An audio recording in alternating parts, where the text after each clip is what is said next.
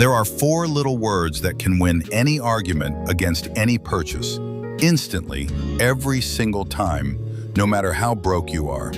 You have probably said them already today. I deserve it. And that one tiny, lovely, completely unarguable phrase might be draining your bank account faster than anything else in this entire series. Today we figure out how something that feels like loving yourself quietly became a trap. And I want to be really careful and really fair here, right from the start, because this one is different from the others. Rewarding yourself is not wrong. It is healthy. You do deserve good things. You work hard, life is hard, and giving yourself something nice is a genuine, legitimate, human thing to do. I am not here to tell you to never treat yourself.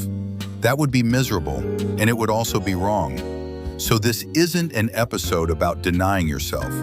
It's about something much sneakier, about how a real, healthy, good instinct got quietly hijacked and turned into a phrase that ends every argument before it can start, so that treating yourself slowly stopped being an occasional joy and became a constant, automatic, invisible drain. The instinct is good. What got done to it is the problem. Let's untangle the two. Here's the trap in one sentence. I deserve it has become a magic spell that instantly wins any argument against a purchase. Think about it. You're considering buying something, and some sensible part of you starts to object. Do I really need this? Can I afford this? Is this a good idea? And then the other part says four words. I deserve it. And the argument is over, instantly. Because how do you argue against that? You do work hard. You did have a rough day. You are a good person who deserves nice things. So the objection collapses every single time, and the purchase goes through. The phrase doesn't help you decide whether to buy something. It ends the deciding before it can happen. It's a thought-terminating spell, and it terminates the exact thought that was trying to protect you. Today we're going to figure out where the real, healthy version of this instinct comes from.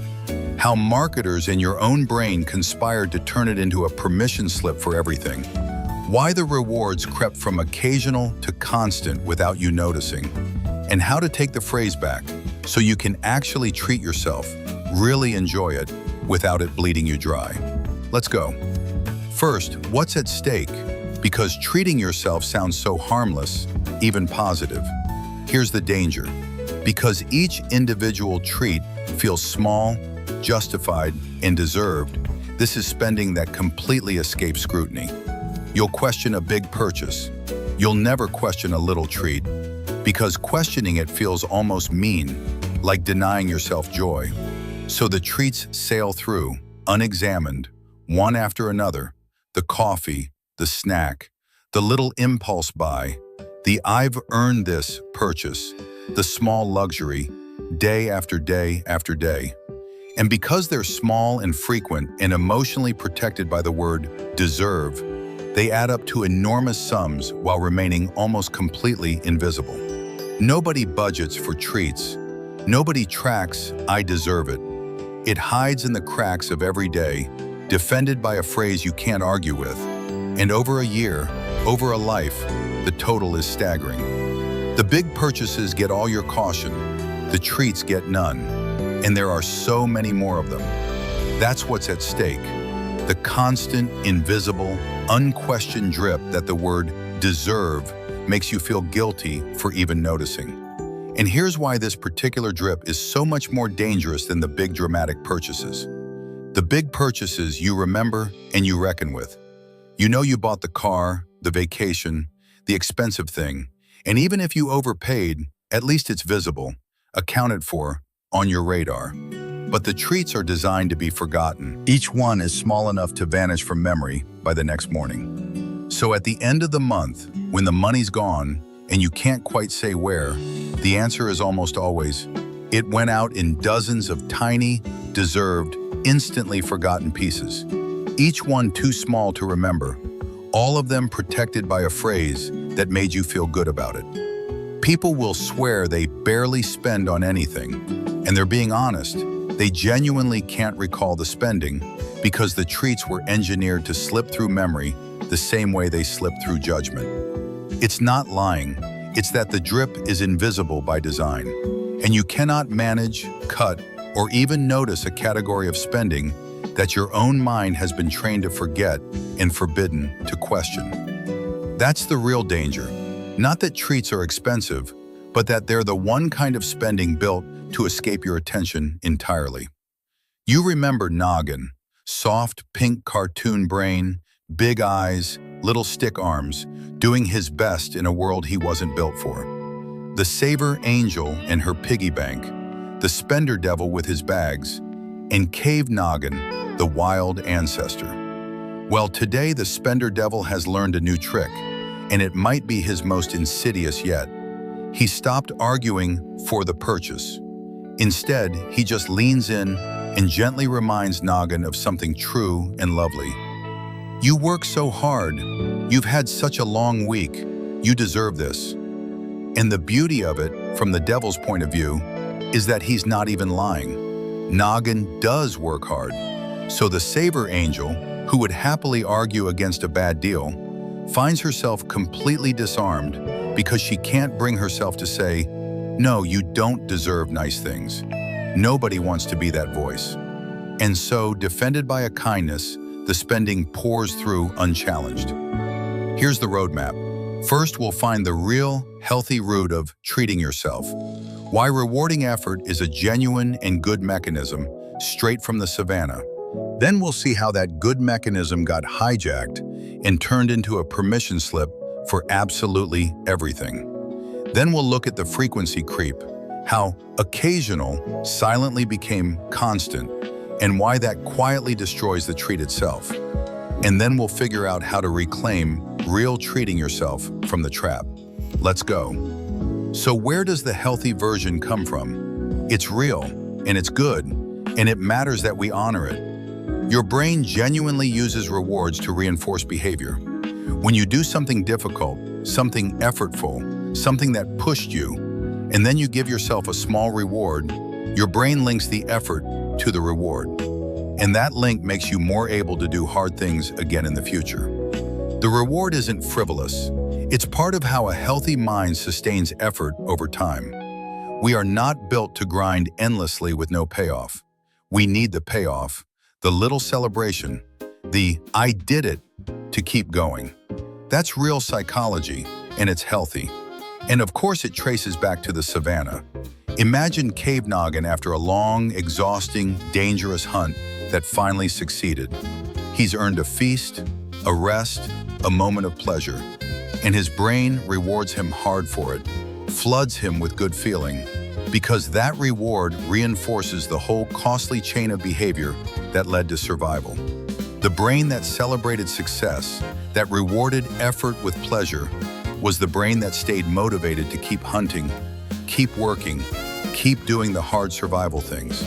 So the link between "I worked hard and succeeded" and "I get to enjoy a reward now" is ancient, deep, and genuinely adaptive.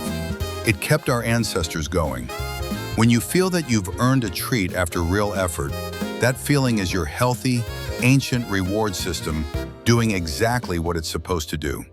There is nothing wrong with it. Hold on to that, because it matters for everything that follows. Now here's how it got hijacked. The marketers and the whole machinery of selling discovered this beautiful, healthy mechanism and realized they could attach their products to it. They learned that if they could get you to frame a purchase as a reward or a treat you deserve, they could bypass your judgment entirely because the deserve feeling is so emotionally protected. So they started relentlessly attaching "you deserve it" to everything. The ads don't say "buy this thing." They say "treat yourself, you've earned it. You deserve a little luxury because you're worth it. Go on, you deserve a break." They took your genuine, healthy reward instinct and they turned it into a marketing slogan, repeated so many millions of times that it became the automatic justification you now reach for all by yourself, without any ad even present. They installed the spell, and now you cast it on yourself. That's the hijack. A real mechanism for reinforcing genuine effort got detached from effort entirely and reattached to spending, so that now "I deserve it" can justify any purchase at any time, completely disconnected from whether you actually did anything to earn it. And once you start listening for it, you'll hear it absolutely everywhere, because it's one of the most successful messages in the entire history of selling.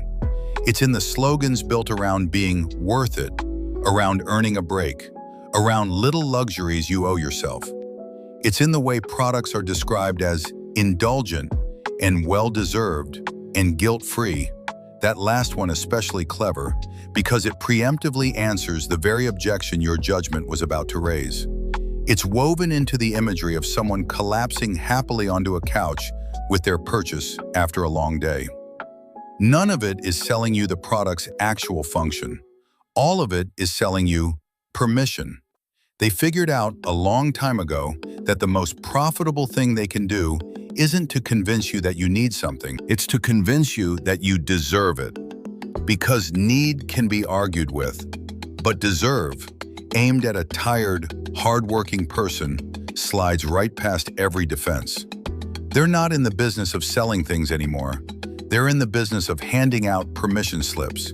And they've handed out so many for so long that you now keep a stack in your own head and sign them yourself.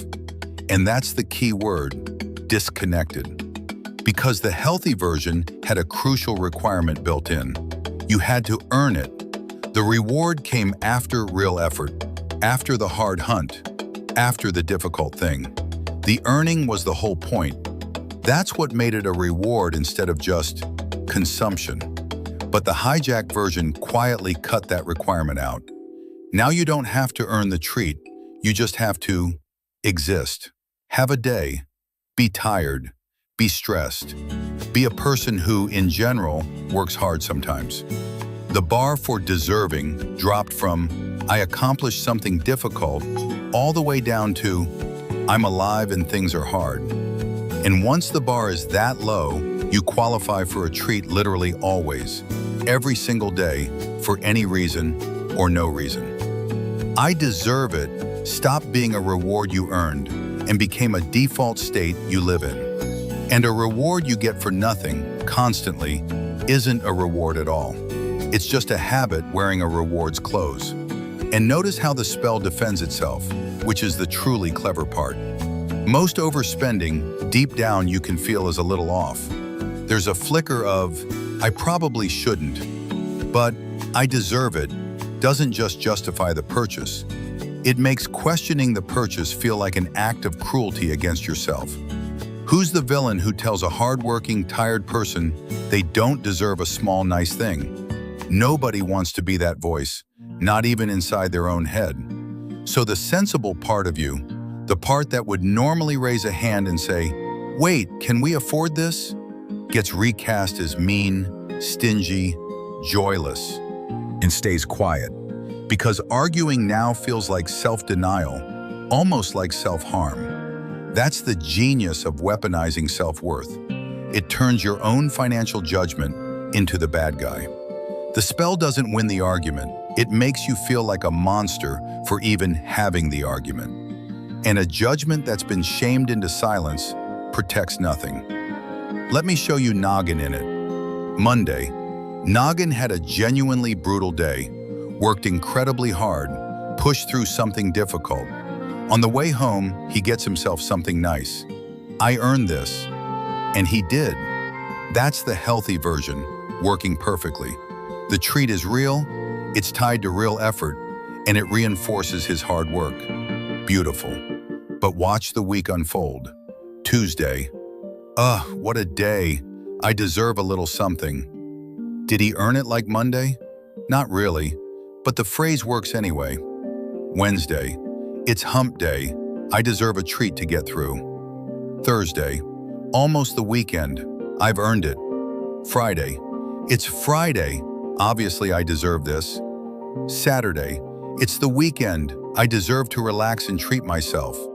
Sunday. Sunday. I deserve something nice before the week starts.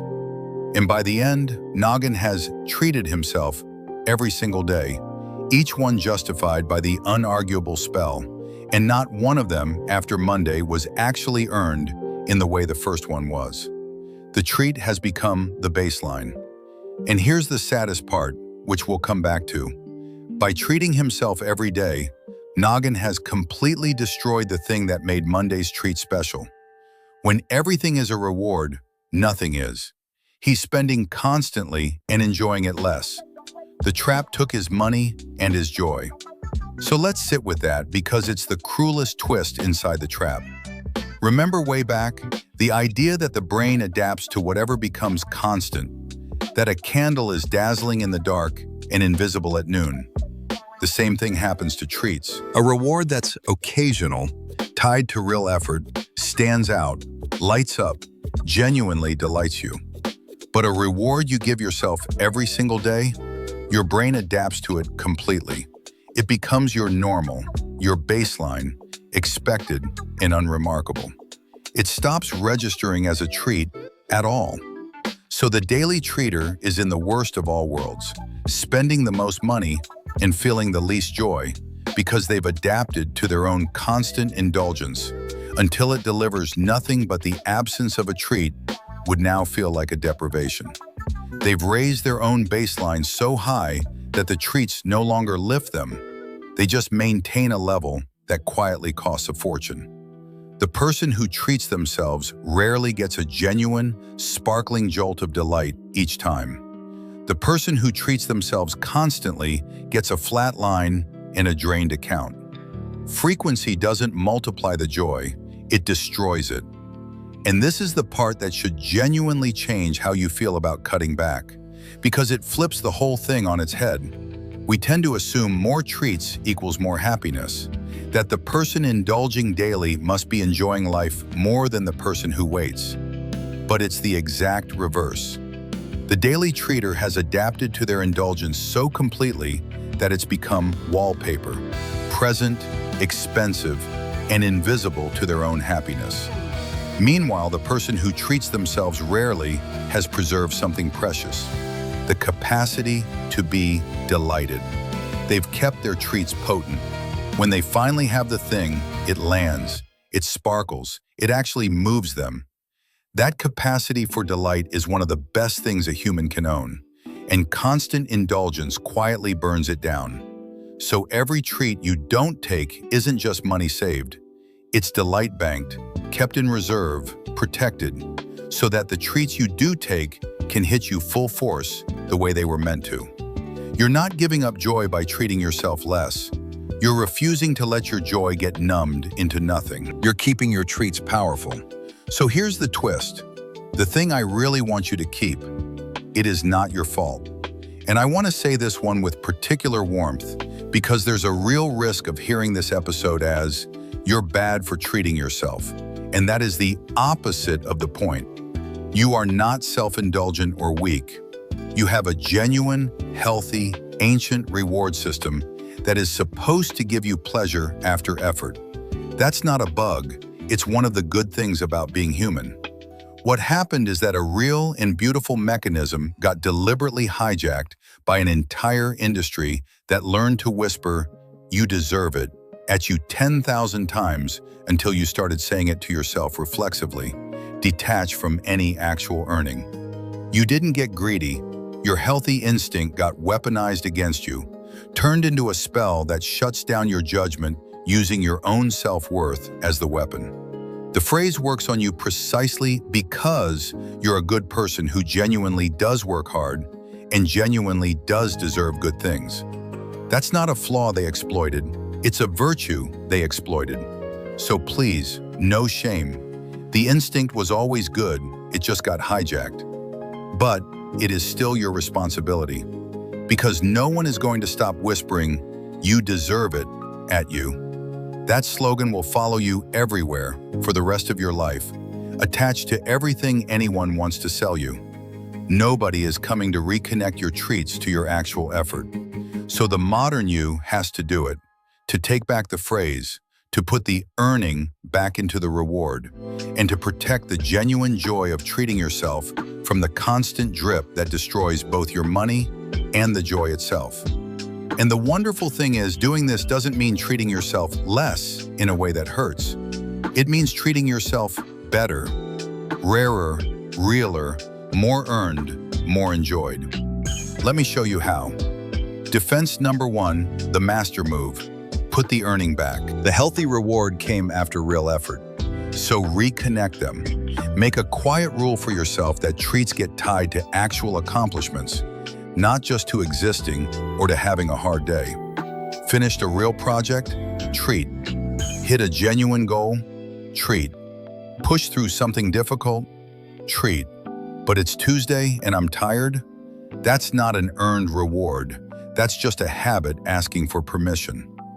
By reconnecting the treat to real earning, you do 2 things at once.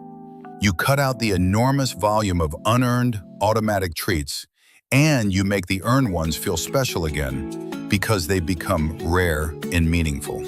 You're not depriving yourself. You're restoring the treat to what it's supposed to be, a celebration of something real. And if you want a concrete way to do this, here's one that works beautifully.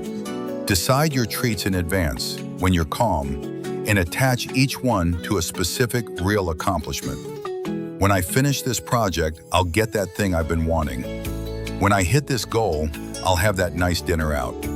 Now the treat is planned, earned, anticipated, and connected to something you genuinely achieved, which is exactly the healthy version your ancient brain was built for. And notice what this also does. It moves the treat out of the dangerous category of in-the-moment, emotional, spell-justified impulse, and into the safe category of deliberate, chosen, savored reward. The impulse treat is the one that drains you because it's reactive and constant and unexamined. The planned, earned treat is the one that delights you because you saw it coming, you worked toward it, and when it arrives, it actually means something. Same money, possibly even the same item, but one is a trap and the other is a genuine joy. And the only difference is whether you earned it on purpose or reached for it on reflex. Defense number 2, separate the reward from the spending entirely. Here's something the hijack hid from you. Rewarding yourself does not have to cost money. The marketers desperately want you to believe that treat equals purchase, because that's how they profit from your reward instinct. But your brain's reward system doesn't care about money. It cares about pleasure, celebration, doing something good for yourself. And there are countless ways to genuinely reward yourself that cost nothing. Time to do something you love, a long, relaxing evening, a favorite meal at home, an activity that delights you, rest, a thing you've been wanting to do rather than buy. When you feel you've earned a treat, pause and ask, does this reward have to be a purchase? Or am I just reaching for the version the ads installed? Often, a free reward delivers the exact same celebration. You can honor the healthy instinct fully while keeping your money. The moment you stop believing that rewarding yourself has to mean buying something. Defense number 3, notice the frequency, gently. The trap lives in frequency, in occasional, creeping to constant, so slowly you never notice. So just notice. Without judgment, get honest about how often you treat yourself. Not to feel guilty, but to see the truth. Because the spell works by keeping each treat isolated and unexamined. So you only ever see the one in front of you, never the pattern. The moment you see the pattern, oh, I've treated myself every day this week, the spell weakens. Because now you can see that these aren't special rewards, they're a daily habit. And a daily habit is something you can look at clearly and decide about. You're not banning treats. You're just turning the lights on so you can see how many there really are. Defense number 4, protect the joy by rationing it. This is the reframe that makes the whole thing feel like a gift instead of a sacrifice. Because treats lose their magic when they're constant, making them rarer doesn't deprive you, it restores them. The treat you give yourself once a week, tied to something real, will deliver a genuine, sparkling jolt of delight.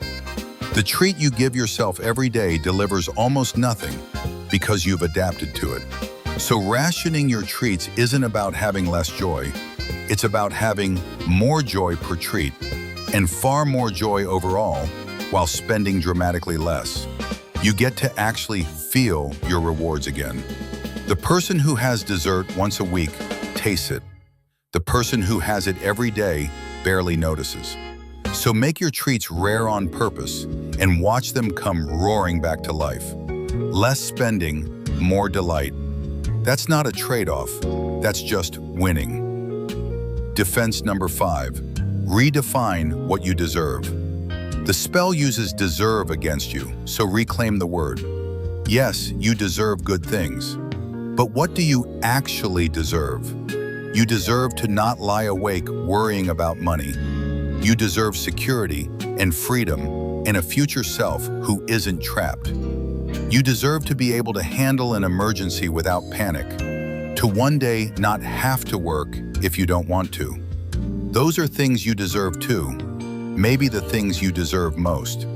So when I deserve it rises up to justify a purchase, finish the sentence honestly. I deserve it, and I also deserve to be free and secure, and that future me deserves this money more than present me deserves this little thing. Suddenly, deserve isn't a spell that ends the argument. It's an argument with two sides, and the side that's usually been silent, the side of the future you who deserves freedom, finally gets to speak. You don't deserve less by saving. You deserve something bigger, and you're choosing it. Defense number 6, name the spell when you cast it. The instant you hear yourself think, I deserve it, or treat yourself, name it. That's the spell. It's about to end my thinking before it starts. Did I actually earn this, or am I just reaching for the permission slip? And does the reward have to cost money at all? Naming it breaks its power, because the entire trick of I deserve it is that it works automatically, unexamined, ending the thought before you notice.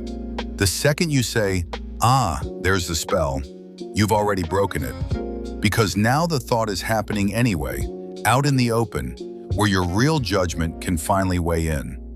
It's the simplest defense of all, and quietly one of the strongest. Because a spell you can see coming is a spell that's already lost most of its magic. So let's bring it home. Here's everything we untangled today. Rewarding yourself after real effort is a genuine, healthy, ancient mechanism. Your brain links effort to reward to keep you able to do hard things, exactly as it rewarded our ancestors after a successful hunt. There is nothing wrong with it, but that good mechanism got hijacked. Marketers learned to attach "you deserve it" to everything, repeating it until you cast the spell on yourself automatically. And in doing so, they cut out the one crucial requirement, that you actually earn it. So the bar for deserving dropped from I accomplished something hard to I exist and I'm tired, which means you now qualify for a treat always, and a reward you get constantly for nothing isn't a reward.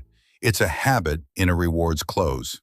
And worse, your brain adapts to constant treats until they stop delivering joy at all. So the daily treater spends the most and feels the least. It is not your fault. A healthy instinct got weaponized using your own self-worth against you. And it is still your responsibility, which you handle by putting the earning back, separating reward from spending, noticing the frequency, rationing treats to protect their joy, redefining what you truly deserve, and naming the spell when you cast it. And here's the big thing I want Noggin and you to hold on to, because it's genuinely good news. This isn't a story about deserving less. It's a story about treating yourself better. The trap stole your money and your joy at the same time by making the treats so constant they stop being treats. So when you reclaim this, when you tie your rewards to real things, make them rarer, and let them actually sparkle again, you get more delight, not less, while spending a fraction of what you were. You get to fully, guiltlessly enjoy the treats you give yourself because they're real, earned, and rare enough to feel. And you get to know that you're not being denied anything. You're giving the genuine joy back to your treats and giving the rest to a future self who deserves freedom just as much as present you deserves a nice little something. You deserve good things. You really do. Including the good thing of not being quietly drained by a phrase that was supposed to be about loving yourself.